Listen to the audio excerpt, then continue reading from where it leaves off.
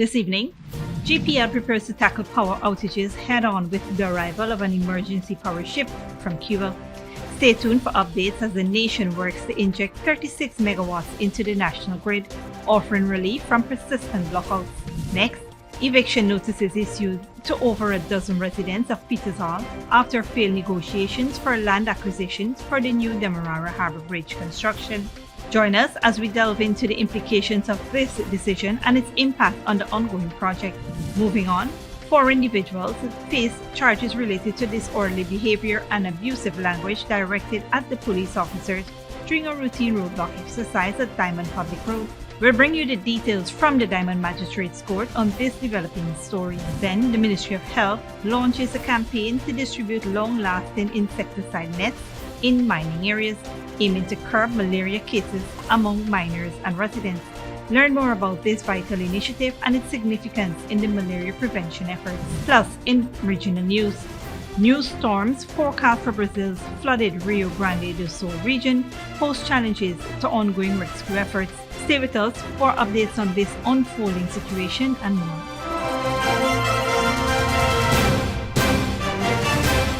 Welcome to this broadcast of Channel 2's Headline News Update for May 9th, 2024. I am Baby Bacchus. Thank you for joining us. First up, in response to the recent surge in blackouts, Guyana is taking proactive measures with the arrival of an emergency power ship from Cuba. The vessel is set to inject 36 megawatts of electricity into the national grid, marking significant progress in addressing the energy crisis. Collaboration between the Guyana Power and Light and Core Power Ship teams has ensured the completion of thorough testing on various components of the power ship, including engines, transformers, fuel systems, metering, and telecommunications systems. Engineers are in the final stages of testing protection relay devices to facilitate seamless communication between the power ship and the supervisory control and data acquisition system. This system will be crucial in monitoring and controlling the power distribution network, ensuring efficiency and reliability. Upon completion of testing, the team will commence dispatching power from the power ship to the grid. The injection of power will be executed incrementally, starting with Berbice and extending throughout various load centers in Demerara. This significant boost in electricity supply is expected to provide much-needed relief to citizens grappling with the persistent power outages. Authorities assure continued updates on the progress of the initiative as work advances. In other news, 4 individuals, including the driver and occupants of a Toyota Land Cruiser with license plate PAE 528, appeared before magistrates Sibyl Scars at the Diamond Magistrates Court on Wednesday, facing charges related to disorderly behavior and abusive language directed at police officers. The driver, Paul Dabby, pleaded not guilty to charges including disorderly behavior, obstruction of traffic, and abusive language, securing bail of $30,000. Meanwhile, Sherwin Diabru and Alpha Pool were also charged with disorderly behavior and abusive language, each receiving $50,000 bail. The charges stem from an incident on May 6, 2024, during a routine roadblock exercise at Diamond Public Road. The Land Cruiser obstructed traffic, leading to a verbal altercation between its occupants and police officers. Despite the absence of illegal items during a search, the situation resulted in the arrest of Dabby and his associates, with their cases adjourned to May 31st, 2024. Moving on, the government has taken steps to issue eviction notices to over a dozen residents of Peters Hall on the east bank of Demerara after negotiations for the acquisition of their lands for the new Demerara River Bridge construction fell through.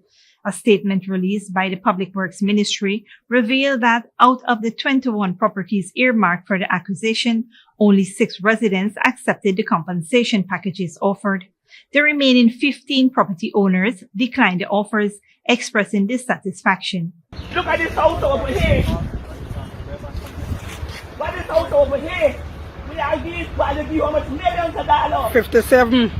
The compensation packages include options such as free residential lots, monetary compensation for land building, compensation for crops, and temporary accommodations to facilitate rebuilding. Despite numerous engagements between the government officials and property owners, no consensus was reached. Consequently, notices of eviction were dispatched on May 7, 2024 to the 15 residents, instructing them to relocate within a month. Public Works Minister Bishop One Edgehill, in a notice, cited the urgency of the ongoing project and the government's obligation to deliver vacant possessions of the properties to the contractors. Failure to vacate within the stipulated time frame may result in forced eviction and demolition, as per Section 6 and 7 of the Acquisition of Lands for Public Purposes Act. The construction of the new bridge, contracted to China Railway and Construction Corporation Limited for US $260 million, is nearing its December 2024 deadline. The modern 4-lane bridge will significantly reduce the traffic woes and is expected to have a lifespan of 100 years. Stick around when we return. Ministry of Education withdraws essay competition and Health Ministry launches the LINS distribution campaign in mining areas.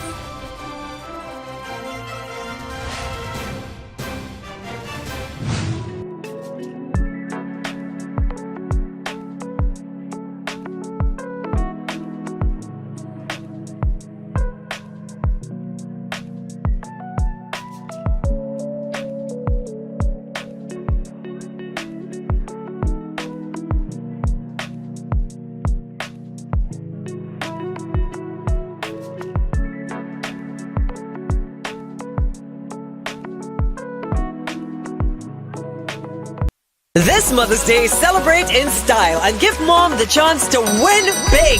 Simply top up with $1,000 or more for a chance to be one of 5 lucky winners of a brand new, fully stocked French door fridge with groceries worth over $550,000 each. One winner will be selected weekly from April 5th to May 9th. Start topping up today. Digicel, the network for everyone, everywhere.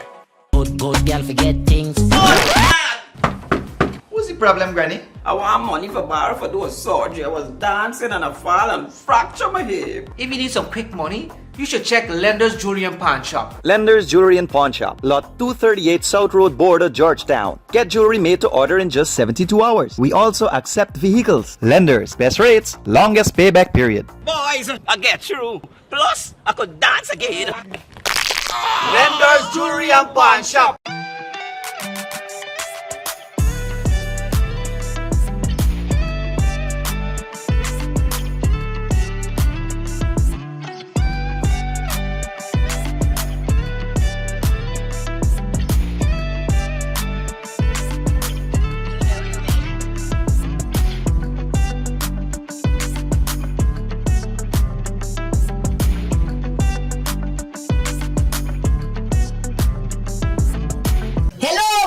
TikToker followers, it's credit. And today, all we will be making Chinese noodles with peppies, chow mein, chicken fritters, and spice cake. For the noodles, all of these will be using peppies, black pepper, cashew, Chinese sauce, soy sauce, garlic sauce, paprika, Chinese seasoning, chow mein seasoning, five spice, and all-purpose seasoning. Next, this chicken that we marinated, soak for all you want to know nothing with peppies, green seasoning, miracle seasoning, pepper sauce, chicken seasoning, paprika, garlic powder, jerk seasoning, black pepper, onion powder, and ginger powder, and document plantain flour, and then this butter we make with this quick piece powder, and we boil in high. We serve with peppies, barbecue sauce. Radhika went to the supermarket and she proper buy up enough things. She feels she alone can cook, but she routine even wrong. He shaped like a guy in a map. Peppies has a wide range of ingredients available at supermarkets nationwide. Peppies, we put the pep back into your kitchen. Furnishing your home or office has never been easier. Here at Kissoon's, our inventory of locally made and imported furniture, offered at amazing prices, will leave you wanting more. From vinyl, floor rugs and carpets, bedroom, dining and living room sets, mattresses, pillows, office desk, chairs and filing cabinets, outdoor benches and tables. We have a piece of furniture for every room imaginable in your home or office. Check out our flagship store at Industrial Site Rijnveld or one of our branches in New Amsterdam, Port Morant, Riverton and Camp Street. Kissoon's Furniture, furnishing homes for over 50 years. Sneakily with a gift of sight from Modern Optical Services. Let our professional team examine and prescribe what's best for your eyes. Curvy smiles make fashionable faces. See us for a full line of optical services, including brand name and prescription eyewear.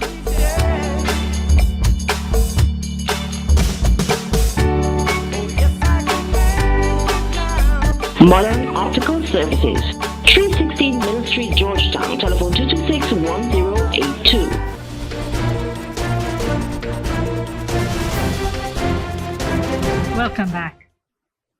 The Ministry of Health has initiated a campaign to distribute long-lasting insecticide nets in mining areas, aiming to reduce malaria cases among miners and residents.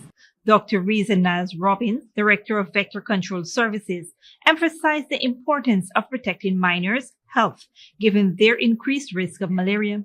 Long-lasting insecticide nets are a crucial barrier against the malaria-carrying mosquitoes and are a vital strategy in the Health Ministry's vector control efforts. Distribution channels include camp owners, health professionals, and local leaders. The campaign aligns with the National Malaria Strategic Plan goal of increasing the net distribution in affected regions every 3 years. Minister of Health Dr. Frank Anthony highlighted community cooperation in malaria eradication during the campaign launch, emphasizing the need for clean surroundings to reduce mosquito breeding sites. Malaria, a mosquito-borne disease, can lead to severe complications if left untreated, underscoring the importance of preventative measures such as long-lasting insecticide net distribution. In other news, the Ministry of Education has commended the success of the EduTrition Breakfast for Success program, which delivered over 26,000 breakfasts daily and close to 50,000 meals during the National Grade 6 Assessment 2024 period. This initiative, aimed at ensuring equitable access to nutritious meals for coastal children, has been hailed for its significant impact.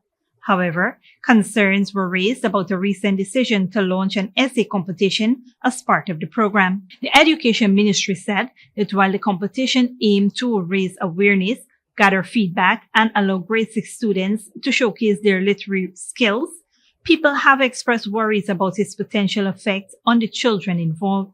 Acknowledging these concerns, the Ministry of Education has prioritized the well-being of students and decided to withdraw the competition. The ministry emphasizes commitment to always serving the best interests of every child and pledged to revise the program if there is even a slight chance of jeopardizing those interests. The ministry has advised the program unit to explore alternative ways to engage students creatively. The decision underscores the ministry's commitment to supporting all students on their educational journey while fostering a culture of understanding and empathy within the education sector. The ministry expressed gratitude to the dedicated officers and countless ordinary Guyanese, particularly women whose hard work and contribution to the undeniable success of the EduTrition program.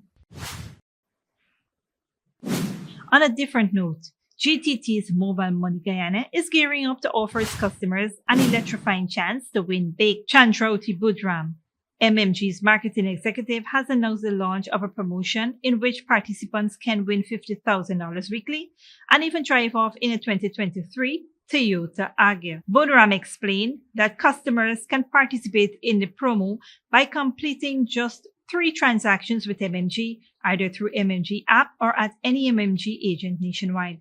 The challenge is straightforward yet rewarding. Every transaction, whether topping up a phone, paying bills, sending money to friends, or activating a data plan, counts towards eligibility for the weekly draw of $50,000. What's more, every 3 transactions completed not only increases your chances of winning, but also paves your way for the grand finale.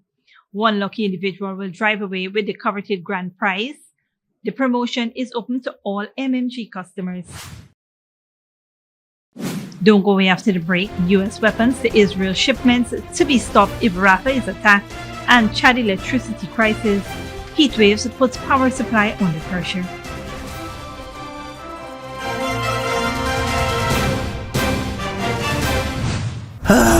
Not a single bar of service.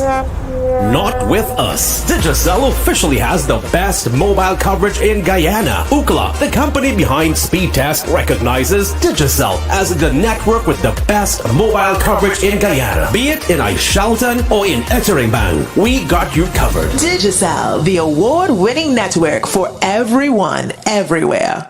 Welcome to Fortune Investment Company, your #1 eco-friendly cleaning and janitorial company in Guyana. At Fortune Investment Company, we specialize in commercial and residential cleaning. Whether it's your home or office, our experienced team is detail-focused and take pride in providing excellent services to make your spaces sparkle. Restaurants and kitchen cleaning? Aren't you tired of hearing your chef complain? Keep your culinary spaces spotless and hygienic with our dedicated maintenance services. Floor scrubbing and polishing? Elevate the look of your home or business. Give your floors a new lease on life with our professional scrubbing and polishing.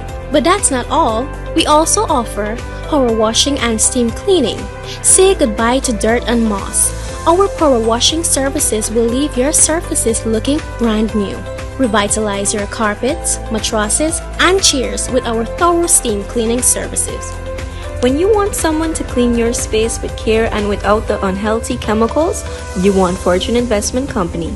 Call us now at 646-0405 or 689-7558 or 639-6365 or visit us at 3430 Jacksonville Housing Scheme, North Rumville, to schedule your cleaning and janitorial services.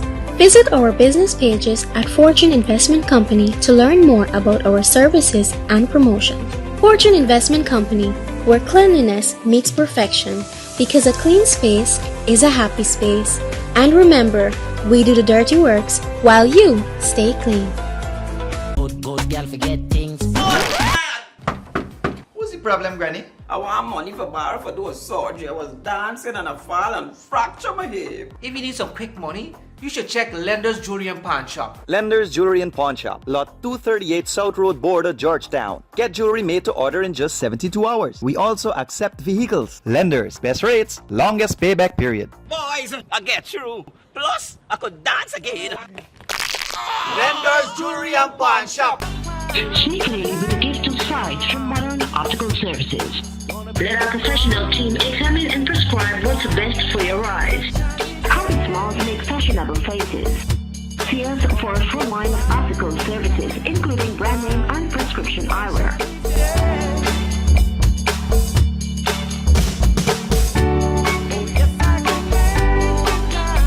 Modern Optical Services, 316 Middle Street, Georgetown. Telephone 226-1082. Furnishing your home or office has never been easier. Here at Kissoon's, our inventory of locally made and imported furniture, offered at amazing prices, will leave you wanting more. From vinyl, floor rugs and carpets, bedroom, dining and living room sets, mattresses, pillows, office desk, chairs and filing cabinets, outdoor benches and tables. We have a piece of furniture for every room imaginable in your home or office. Check out our flagship store at Industrial Site Rijnveld or one of our branches in New Amsterdam, Port Morant, Riverton and Camp Street. Kissoon's Furniture, furnishing homes for over 50 years.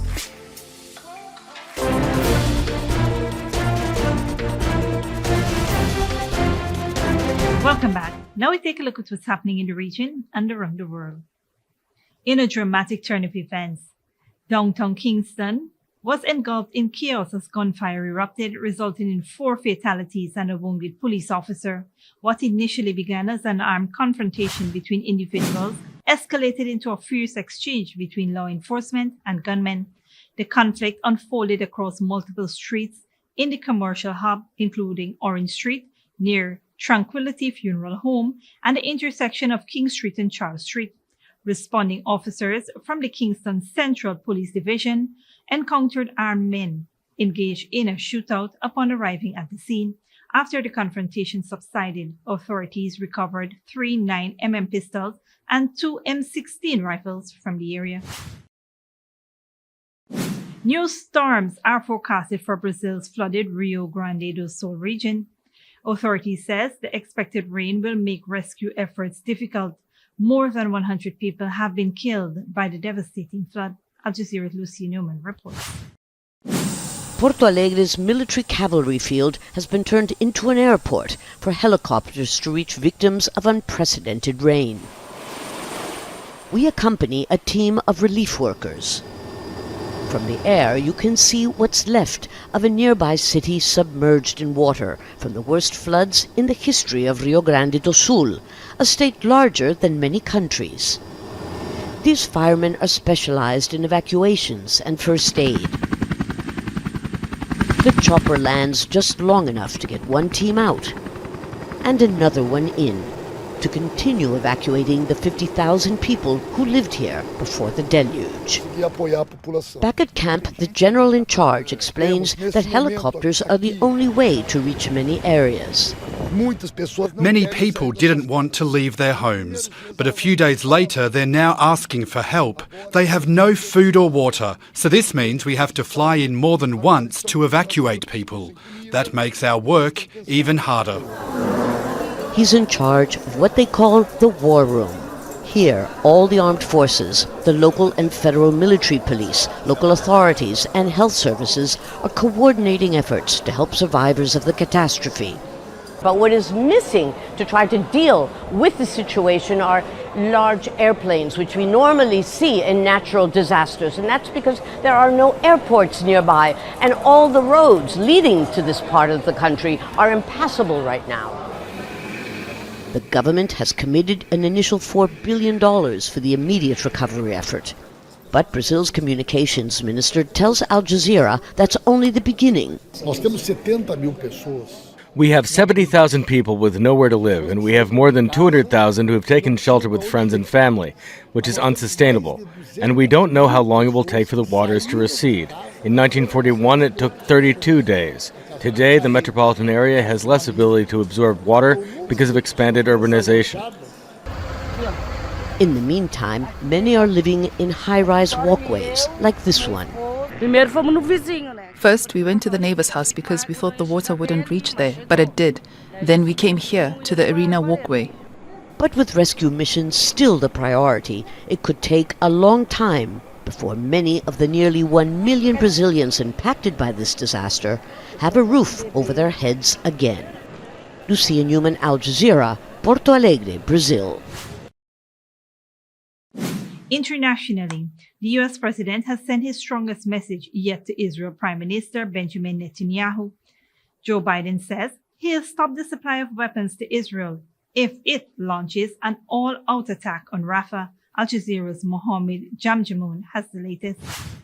Is this wrong? The U.S. president said for the first time in an interview with U.S. media on Wednesday that U.S. military aid to Israel will be conditioned on the Israeli military's actions and acknowledged that U.S. weapons are being used to kill civilians in Gaza. Civilians have been killed in Gaza as a consequence of those bombs. They go into Rafah. I'm not supplying the weapons that have been used historically to deal with Rafah. I've made it clear to Bibi and the War Cabinet, they're not going to get our support if, in fact, they go into these population centers. The major shift in position from Joe Biden, who has previously pledged unconditional support for Israel, was foreshadowed by a recent delay in providing U.S. bombs to Israel.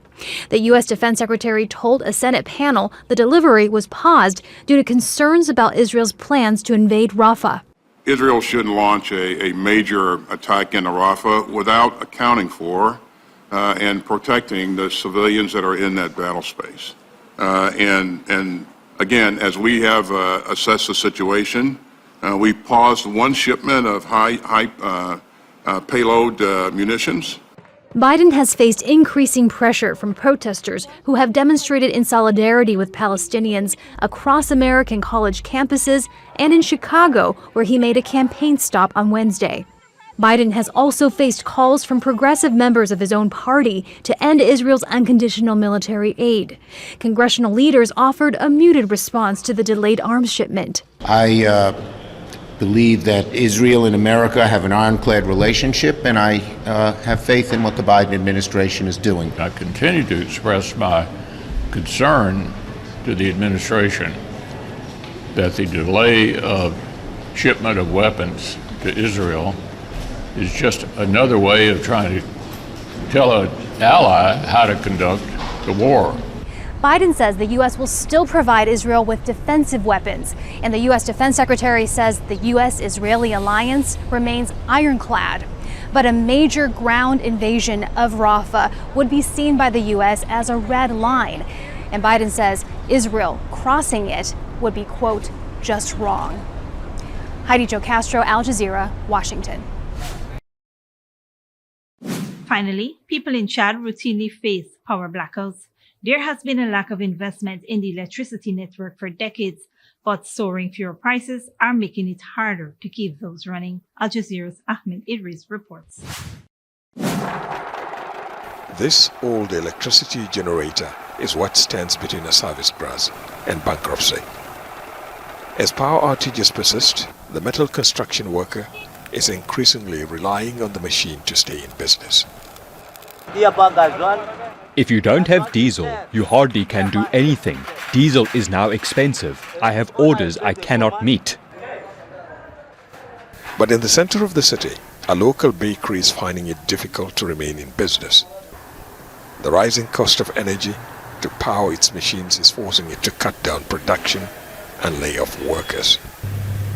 Chad's electricity generation and distribution have hit their lowest in years. So businesses big and small are falling back on generators to power their machines and tools. A few months ago, the government in this oil-rich country announced an increase in the cost of fuel, further strangulating businesses. It blames the current state of electricity to sabotage. I would like to warn that energy is key to national security. Whoever hurts national security hurts the socio-economic development of the country. Electricity is now rationed for a few hours a day. Some areas don't get it for days. Less than 5% of Chad's 17 million population are able to get electricity. The infrastructure to generate and distribute power suffers from decades of neglect and lack of investment. There seems to be little respite for the ordinary Chadian. Temperatures now average 45 degrees in the shade. Without electricity, fresh foods must be eaten quickly, dried, or they are lost. Hospitals here also say they're recording more patients and casualties from the heat wave, especially the vulnerable in the society. Meteorologists say the high temperatures will continue for another month until the rains arrive. Ahmed Idris, Al Jazeera, N'Djamena. This brings us to the end of the regional and global news coverage. Up next is the Friday weather forecast.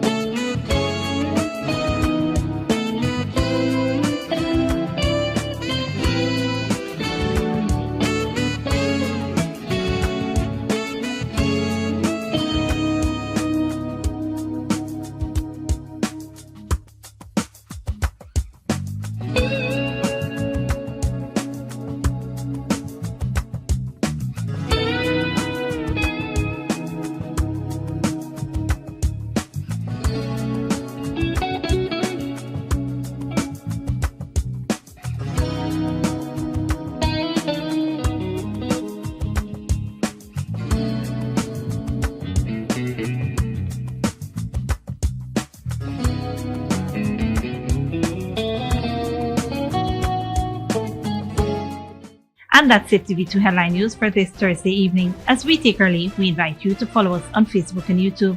You can tune in tomorrow at 6:30 a.m. for rebroadcast and at 5:30 p.m. for more news. Until then, please take care of yourself and each other.